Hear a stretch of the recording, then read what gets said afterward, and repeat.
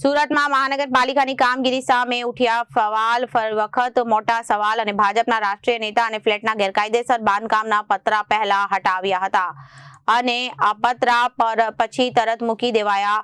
સુરતના સિંગણપોર ગામમાં કૃપા રેસિડેન્સીના flat number 104ના પતરા તોડી ગયા બાદ ફરી મૂકી ગયા.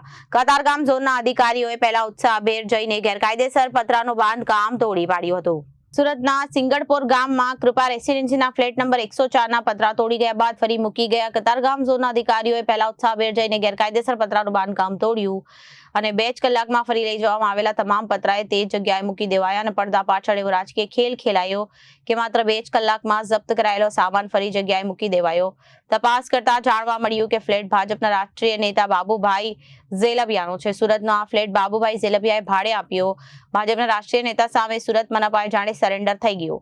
મહાનગરપાલિકાના ફ્લેટના ગેરકાયદેસર બાંધકામના પત્ર અધિકારીઓ પહેલા હટાવ્યા અને 2 જ કલાકમાં પરત પાછા મૂકી જતા કામગીરી સામે અનેક સવાલ ઉભા થયા. Reporter Arvind Rathod, Janadesh news, Surat.